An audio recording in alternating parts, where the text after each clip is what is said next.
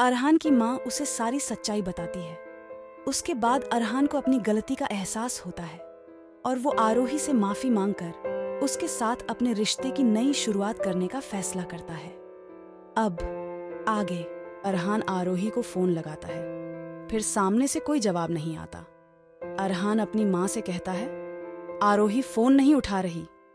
उसकी माँ कहती है, कोई बात नहीं, तू दोबारा ट्राई कर, तेरा फोन तो जरूर रिसीव करेगी। अरहान दोबारा आरोही को कॉल करता है, पर आरोही कॉल रिसीव नहीं करती। अरहान फिर से अपनी माँ से कहता है कि वह फोन नहीं उठा रही। तब उसकी माँ परेशान हो जाती है। ऐसे कैसे वो तेरा फोन नहीं उठा रही? आज तूने पहली बार उसे सामने से कॉल किया है और वो ना उठाए, ऐसा हो ही नहीं सकता। मुझे अब घबराहट हो रही है। अरहान उसकी माँ को संभालते हुए कहता है, आप घबराइए मत, मैं ट्राई करता हूँ। अरहान बार बार कॉल लगाता है। सामने से कोई जवाब ना आने की वजह से वह परेशान हो रहा था।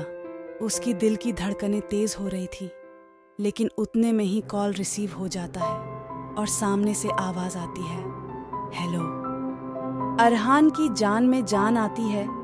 वो आगे जल्दी से कहता है, हेलो हेलो आरोही, मैं कब से तुम्हें कॉल कर रहा हूँ, तुम कहाँ? इतना कहकर ही सामने से आवाज आती है, जी आप कौन बोल रहे हैं? ये फोन जिनका भी है उनका एक्सीडेंट हो गया है और वह अभी हॉस्पिटल में है।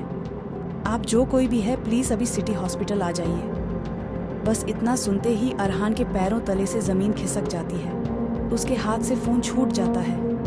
ये देखकर उसकी माँ डर जाती है और वह उससे पूछते हैं, क्या हुआ बेटा, तू कुछ बोल क्यों नहीं रहा?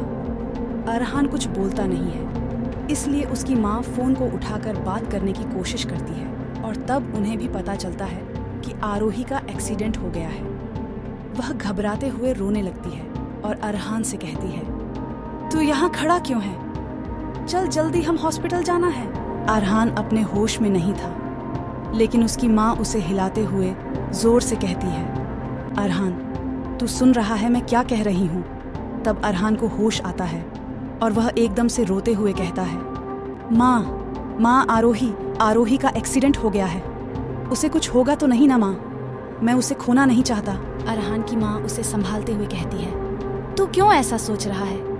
कुछ नहीं होगा उसे, और आज ही तो तुम दोनों एक हुए हो, अब अलग थोड़ी हो जाओगे। हमें हॉस्पिटल जाना होगा अभी।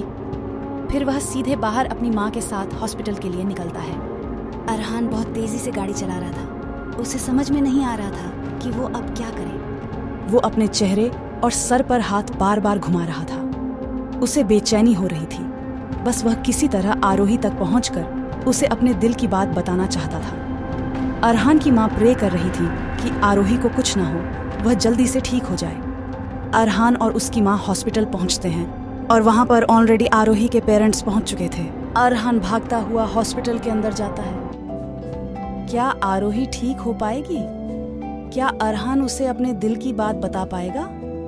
और आखिर कैसे हुआ आरोही का एक्सीडेंट? आगे की कहानी जानने के लिए इस चैनल को सब्सक्राइब करना ना भूलें।